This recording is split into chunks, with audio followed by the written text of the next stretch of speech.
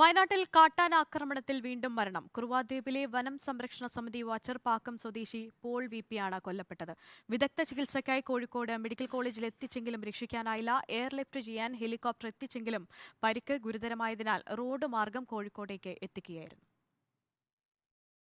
രാവിലെ 9:30 കുറുവാദ്വീപിനടുത്ത് ചെറിയമല ജംഗ്ഷനിൽ വെച്ചാണ് പോളിനെ കാട്ടാന ആക്രമിച്ചത്. കുറുവാദ്വീപിലേക്കുള്ള സഞ്ചാരികളെ നിയന്ത്രിക്കുന്ന ജോലിക്കിടെയായിരുന്നു ആക്രമണം. ആനയുടെ ചവിട്ടേറ്റ് വാരിയലിന് പരിക്കേറ്റു. ഉടൻ തന്നെ മാനന്തവാടി മെഡിക്കൽ കോളേജ് ആശുപത്രിയിൽ എത്തിച്ചുവെങ്കിലും പരിക്ക് ഗുരുതരമായതിനാൽ എയർ ആംബുലൻസിൽ കോഴിക്കോട് എത്തിക്കാൻ സർക്കാർ തീരുമാനിച്ചു. എന്നാൽ ജീവൻ രക്ഷാ സംവിധാനങ്ങളുടെ കാര്യം പരിഗണിച്ച് റോഡ് മാർഗം ആംബുലൻസിൽ കൊണ്ടുപോകാൻ ഡോക്ടർമാർ നിർദ്ദേശിച്ചു.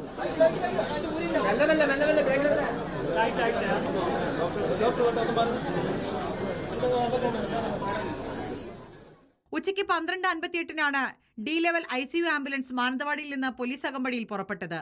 വരുംവഴി കൽപ്പറ്റ ജനറൽ ആശുപത്രിക്കിടയിൽ കയറ്റി ചികിത്സ നൽകി. 2:55 കോഴിക്കോടെത്തി. ഈ നേരവും ആനയുടെ ചവിട്ടേറ്റ ഭാഗത്തുനിന്ന് രക്തസ്രാവം നിലച്ചിരുന്നില്ല.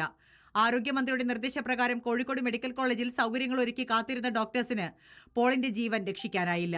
3:25 മരണം സ്ഥിരീകരിച്ചു. ഇവിടെ നമ്മൾ കോഴിക്കോട് മെഡിക്കൽ കോളേജ് ആശുപത്രിയിൽ എല്ലാവിധ സജ്ജീകരണങ്ങളും ചെയ്തിട്ടുണ്ട്. സർജൻ, ഓർത്തോ, കാർഡിയാക്ക്, മറ്റെല്ലാ ഡിപ്പാർട്ട്മെന്റും വളരെ ശുഷ്കാന്തിയോടെയും എല്ലാ PG വകുപ്പുള്ള എല്ലാ ഡോക്ടേഴ്സും വളരെ നല്ല രീതിയിൽ പ്രവർത്തിച്ചു നിന്നാണ്. പക്ഷേ നിർഭാഗ്യവശാൽ ഇങ്ങനൊരു മരണം ഉണ്ടായി. വയനാട് പുൽപ്പള്ളിയിൽ നിന്ന് പോലീസ് എത്തി നാളെ ഇൻക്വസ്റ്റ് നടത്തും. പോസ്റ്റ്മോർട്ടത്തിന് ശേഷം ബന്ധുക്കൾക്ക് മൃതദേഹം വിട്ടു നൽകും. റിപ്പോർട്ടർ, കോഴിക്കോട്, വയനാട്.